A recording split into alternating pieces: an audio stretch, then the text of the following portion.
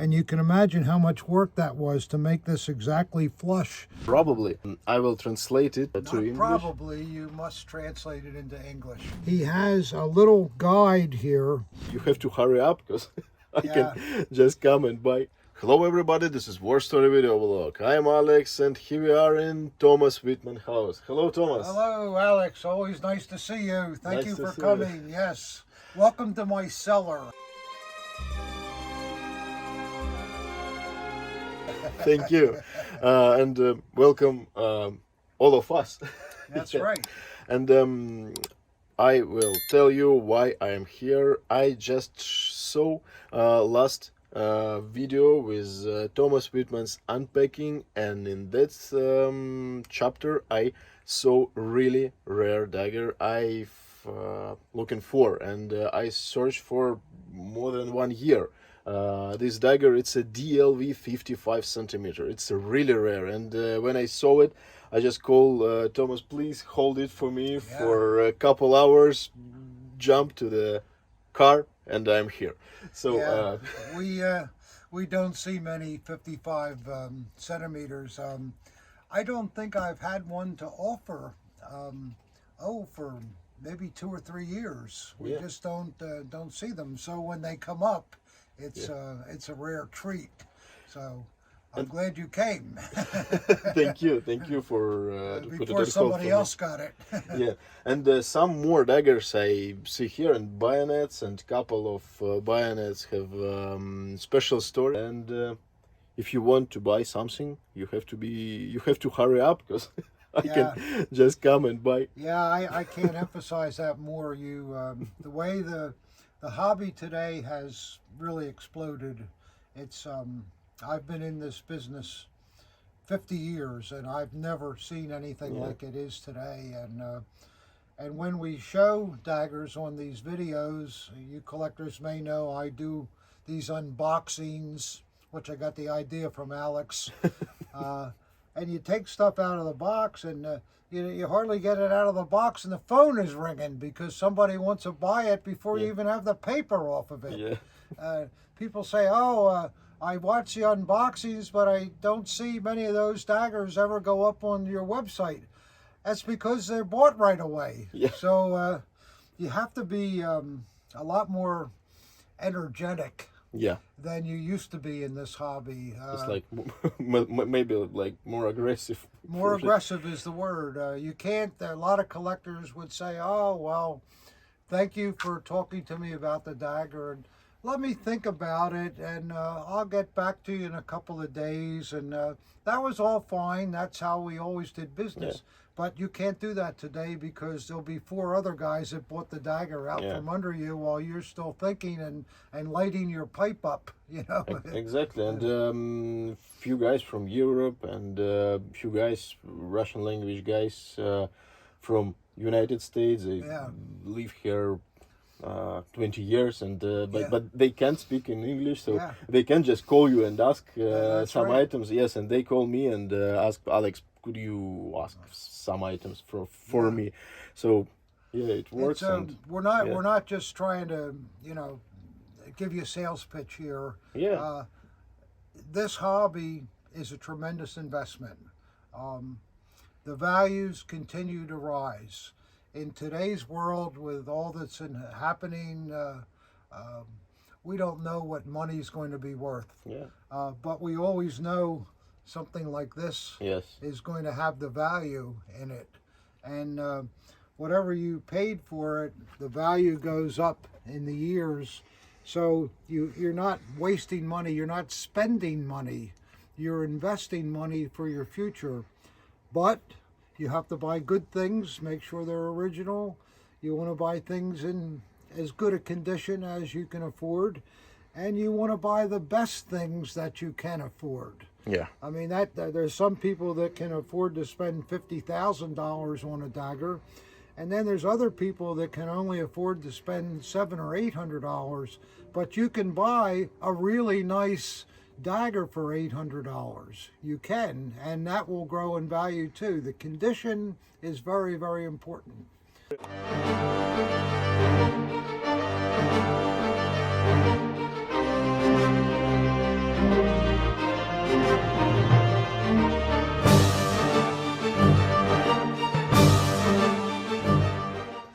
and all this stuff I would like to buy from you, and I want to take this piece with me. So this is 2 fireman daggers, 2 fireman bayonets, 1 fireman dagger and 2 fireman bayonets. Fire official. Fire official, yeah, it's like officer. This was the officer, yeah. Yeah, could you tell us a few words about this stuff? Because it's I'd be happy also to. rare. Yeah, Rare. the fire official dagger, of course, was the an officer of the fire department. This dagger has its originality probably back in the early 1900s, the late 1800s, and some of them are really, really long, out to here even. But this was the version that was worn during the 1920s and 1930s. And this particular example has the original hanging straps too, which are probably a lot rarer than the dagger itself. So they have a nice look to them with the traditional ball pommel.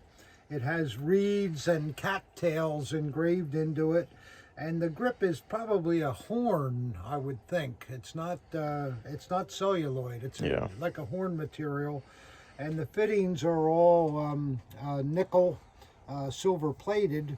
And then these pieces always had an etched blade which has fire scenes on it. You can probably pick up the ladder there and a hose and things like that. And they're quite nice. The blade is quite long on this one too, but not as long as they used to be. And this one is it's made by the WKC firm, with the old knight head and king insignia. This goes back to about 1905. It's fairly old.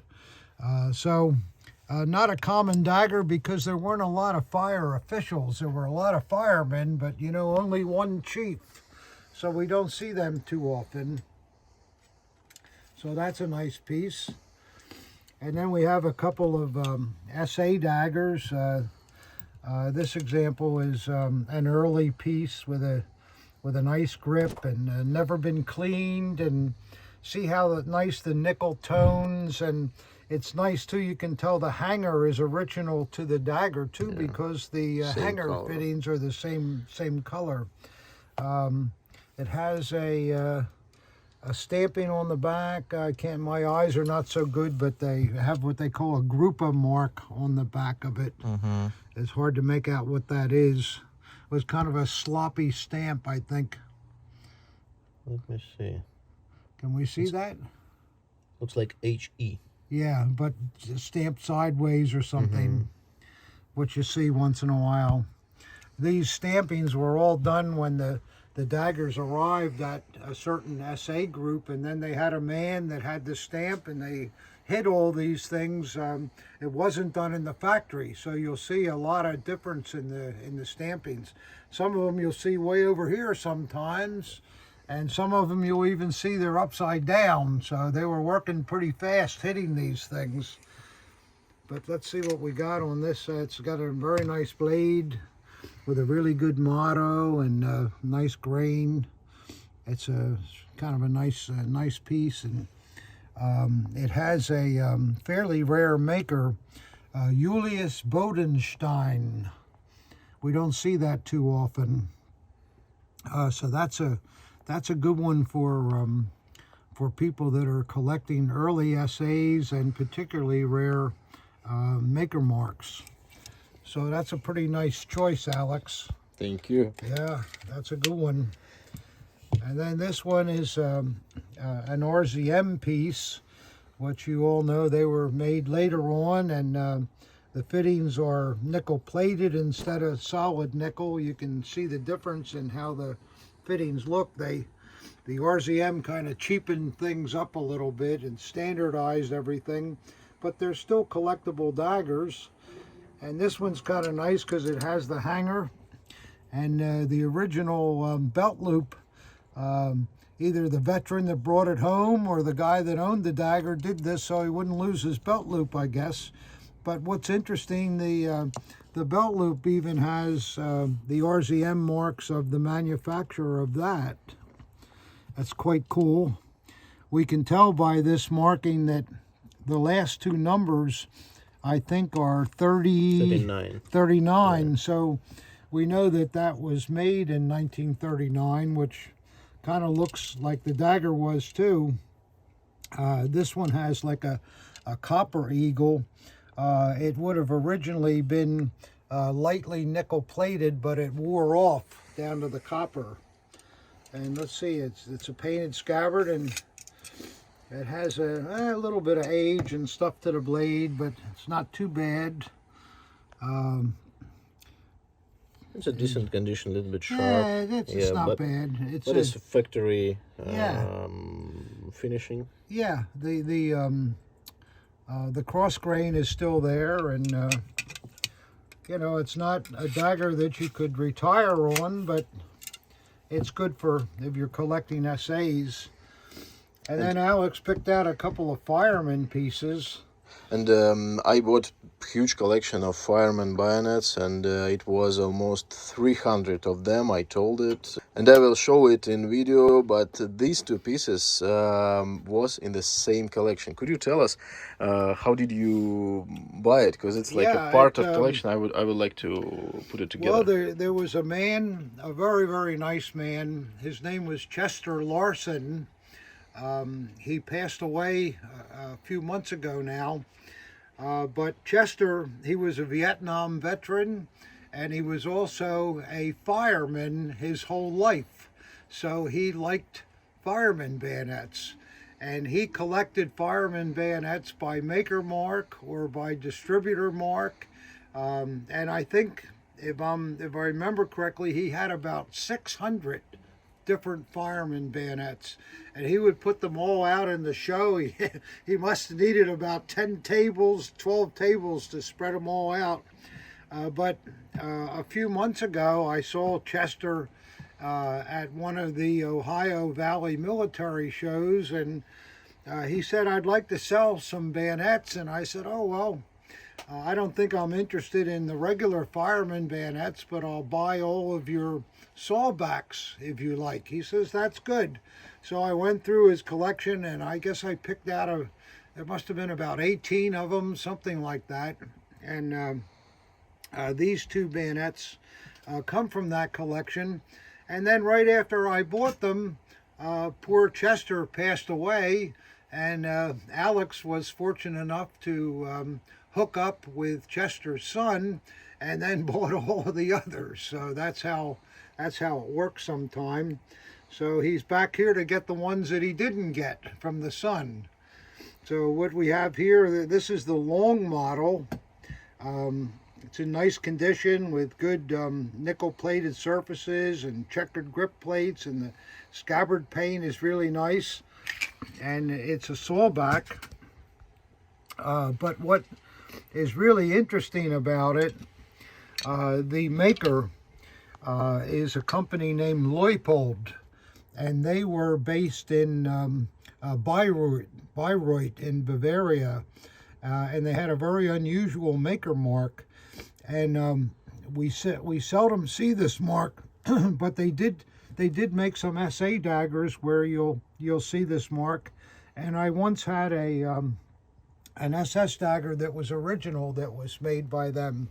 So the fact that the bayonet's in nice condition, and it's a sawback, which are much rarer than the regular ones, and then when you add in a really rare maker mark like that, it should be a very desirable thing. Yeah. It is to me. I should have kept it instead of selling it to Alex, but there you are. You can't keep everything. You'd like to sometimes, but you can't. So that's true. And then the shorter one has the frog on it. It also has beautiful nickel plating. And this one is also a sawback. But what's interesting about it, it's made by Tiger. They have their trademark with the Tiger on the obverse ricasso, and then their full name is on the reverse ricasso. But what's very interesting about this Tiger bayonet, if you look at the size of the sawback teeth, they're much smaller and more delicate than what you usually see. If you compare the two, you can really see the difference there. So this is kind of rare to see. I have to check and see whether all Tiger sawbacks have this small of teeth. I don't know. I guess not all, because I don't think they all do, because I really noticed this and I never noticed it before. So maybe it's possible they offered two types of sawbacks, you know. But this one is rare. Oh, very rare, yeah. And for you collectors, you wonder, well, why does a fireman have a sawback blade?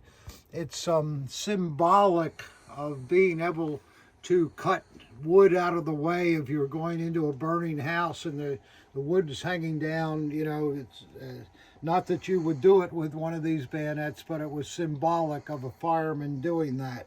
Exactly. So that's a nice bayonet too. I think you bought my two best ones. I guess. Yeah. I hope. You did. Oh boy. And when I went through all 300 bayonets and compare scabbard, I realized that there are two types of scabbard, and you can see this one has double-edged tip of blade, and this one has regular tip of blade. And if you see scabbard for double-edged, it's real smaller. And in Alex is talking about the way this blade is made compared to, see, this blade does not have that stepped end. Yeah. So it necessitated a wider scabbard. Yeah, and scabbard here is bigger than here. So sometimes you can see that in front of you bayonet with double-edged. Right. Only if you see just a scabbard. So regular one, you can put this one in a regular scabbard, but you can't put this one is a scabbard special for double-edged tip. Everybody bayonet, thinks, so. a scabbard's a scabbard and everything fits everything. Rarely does that happen, even with SA daggers sometimes, because the scabbards are also made by different companies and they vary in width also. It has to do with the way the runners are installed and they're fitted for that certain blade. So really nothing in German edge weapons is interchangeable, because there was so much custom work with things.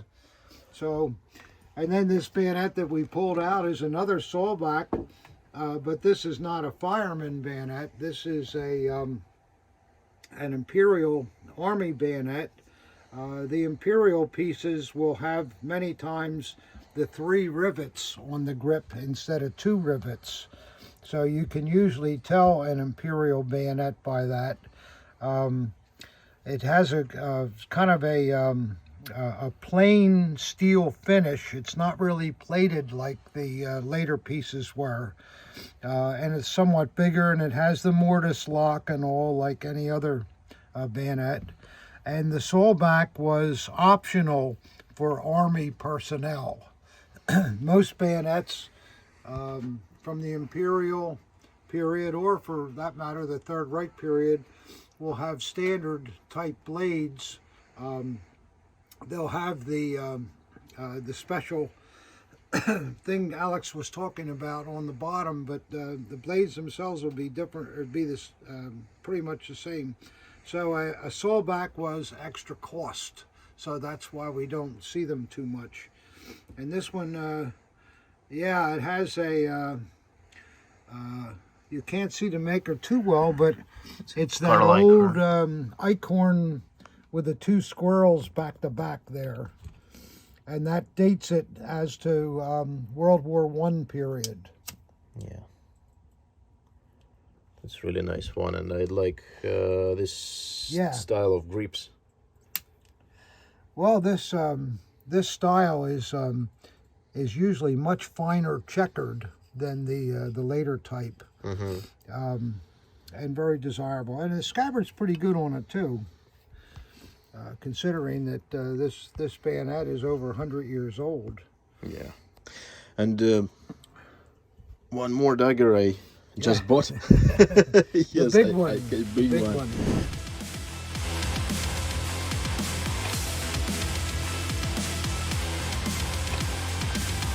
Yes, model DLV model, 55 centimeters. 55 centimeters. Yes, I only few of them I bought in the last few years. Maybe this one is fourth one. Fourth one. That's Yes, quite a sin- few, really. Yes, since 15 year.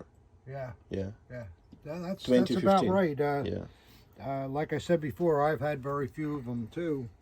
But what we like to see with the DLV dagger, of course, you notice right away that it's very long, and you can see that the scabbard is thinner than, say, a traditional first model Luftwaffe. Also, the scabbard has no metal in it. The scabbard is made of a composition material covered with leather, and then they put nickel fittings on them, which were held by staples. See, the staples went into the composition material. And then what's really fun about them too, the sun wheel swastikas on first model Luftwaffes, they had a medallion that had the swastika in it, and they just soldered it into the pommel. Whereas on these pieces, they actually had to inlay this sun wheel. And you can imagine how much work that was to make this exactly flush where it's inlaid in there. And that's why they stopped doing it that way when they came out with the first model Luftwaffe, because it was too difficult. And then with the grips, which is interesting, you would look at this grip and you would say, oh, it's wood underneath with carved ribs. But that's not true. What they did to save time, the grip is not carved, and they glued string over top of the wood, and then once the leather was put over the string, it gives the illusion of ribs. Very, very clever things. Yeah. I always liked that. I thought, and when I first discovered that, I was just amazed. I had a DLV grip where the leather was coming off of it, and I looked underneath it. What is this? There's string in there, and that's what they did. So yeah, that's interesting, and I didn't know it because I've never opened it. No, if you've never seen the inside, you wouldn't know, because it really is fools the eye. And then with the DLVs too, that we see the nickel chains are usually connected with these S clips, which sometimes we'll see that on very early first Luftwaffe models too, but that method was abandoned later on. And then the actual snap clip is a little different shape. It's a little thinner, a little more delicate looking than the Luftwaffe standard clip. So this is 100% original piece. I guess maybe you'd like to see the blade too. Sure. See how long it is, long and thin. This piece was made by Adolf Braun in Berlin, and Braun was a distributor for the Alcozo firm. So chances are Alcozo probably made this piece and then sold it through their Berlin contact. So this is a very rare piece that's in pretty much, complete original condition. It hasn't been fooled around with. It still has the original knot on it too that's never been taken off. And people say, that knot's all frayed and all, take that off, it looks terrible.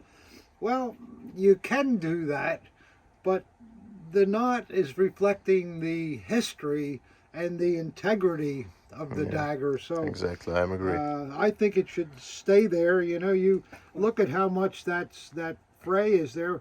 Well, that all came from wear, honest wear. So a great dagger, something you don't see very often, and I'm glad that Alex was able to get it in front of the rest of the crowd. Yeah. And thank you very much for your help to find this you're stuff. Welcome. Yeah. You're welcome. And my viewers know that I wrote a book, this book called Collection. It's now only in Russian language, but probably I will translate it to English. Probably you must translate it into English. Okay, I must translate it to the English. Honestly, I don't know how to do that. Probably I have to get 18 in United States and open company here to make it legal. Yeah, probably. I don't know. Yes, but I think I will figure it out. But I present you one copy, and could you tell your opinion about this book? Yeah, I will. What this book is about, collectors, and it's something that that we all ask ourselves all the time: what the heck is that dagger worth? What is that DLV worth? What is that fire official's worth? What is a sawback bayonet worth? All those things, and it's very hard to really get a value. I know a lot of dealers have sites, and you can look on their sites, and I always put my prices on the websites, but some dealers, an awful lot of them, they never put the price on there. I guess they don't want you to know what the...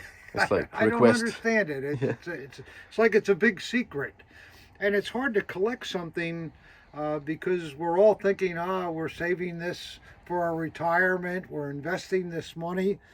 And gee whiz, if you don't know what something's worth, how do you know that you made a good investment to begin with, you know? So what Alex has done here, and this is a very good thing, he's, I get this, I had a folder in here. What he does, he pictures dagger types with very, very good pictures. Just as an example here, this first dagger type is a second model RLB officer, and he shows that it was made by Alcozo. You can see that very well. And then if you want to see more details of the dagger, which everyone does, he shows the hilt, the grip button, the blade, the scabbard, the cross guard, and the pommel. So you can get all of the details of the dagger. But then what he does, which is really, really handy, he has a little guide here of money, and it's in dollars. And he's taken different categories, and he's shown where a dagger in tremendous condition. See, he's got mint is at the top, and this is near mint for this particular piece. And he's put the value at somewhere around $3,800, $4,000. If you can follow this through, do you understand what I'm saying there, Alex? Did I explain it right? Yes, you explained right. That's I just shown fork price for dagger in condition between 3 and 4, and price for dagger in condition between 5 and mint.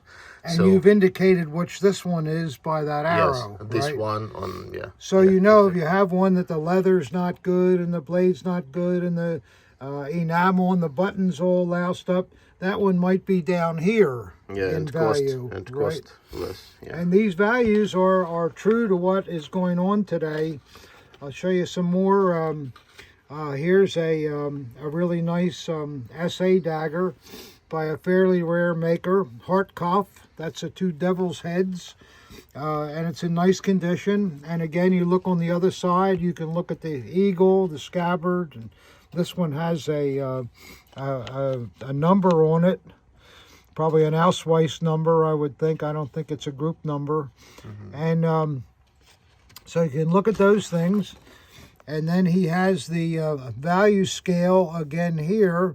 He's saying that if you had one in absolute mint condition, it should bring about $2,200.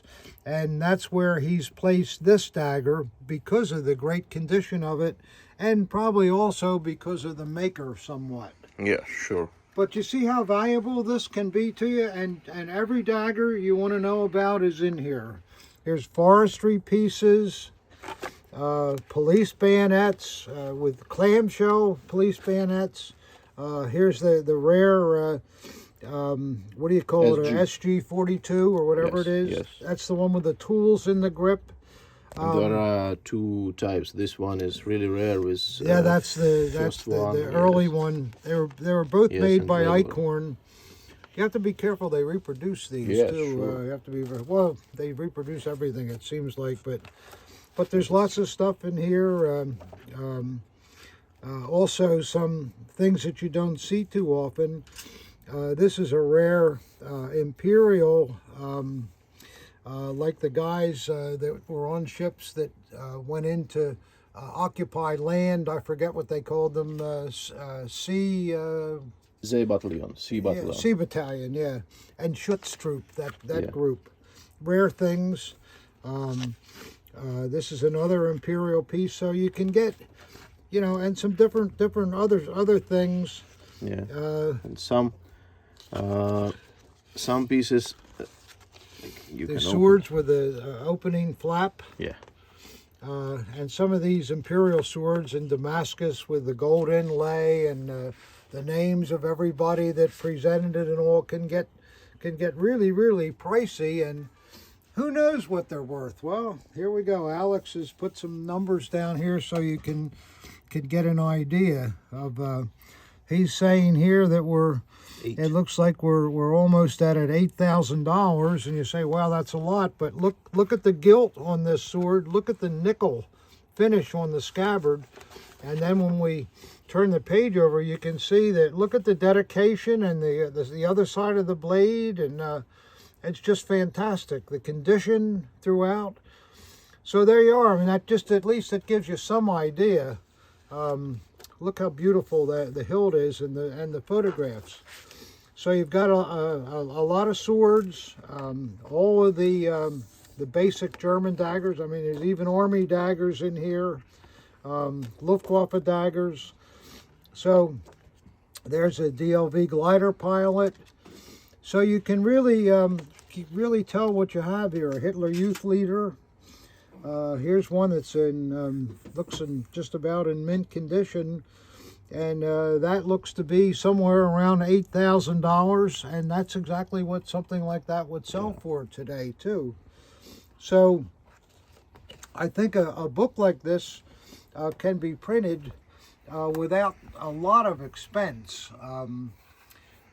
This copy is loose leaf because it's kind of just the sample.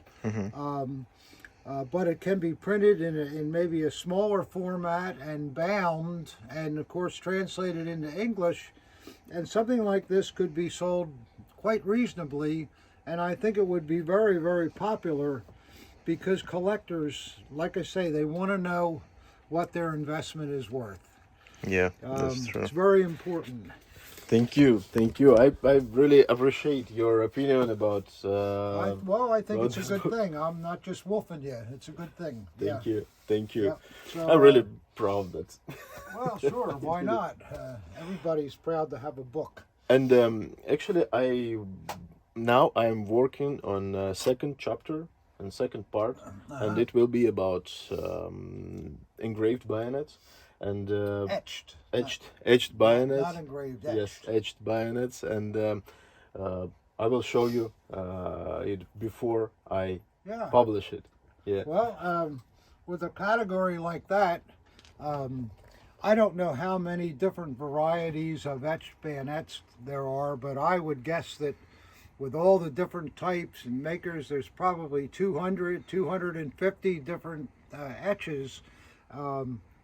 And some of them are extremely rare, and some of them are very, very desirable just because they represent the Panzer, or so the prices of etched bayonets are you can get just a standard one with a in remembrance of my service, and it doesn't have much else on it for a nice one for $700 or $800.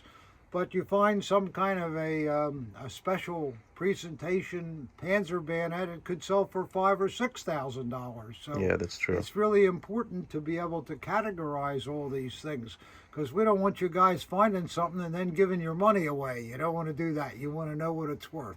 Yeah, right. That's true.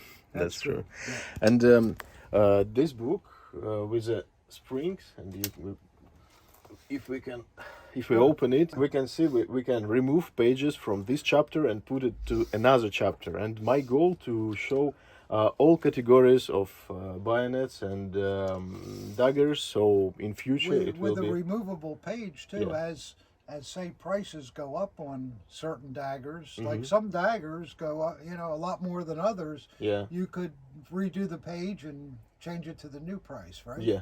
Yeah. So that's So good. yeah, thank you very much for your opinion, for your time, for your stuff that you offer me.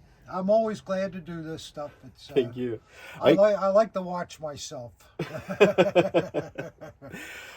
Me too, actually. Thank you, viewers, that you saw this video until the end. Press like button and subscribe to my channel and to Thomas Wittmann's channel.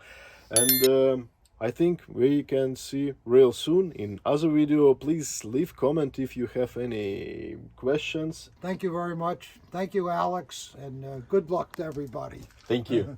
Yes, sir. Thank you again, and see you next time.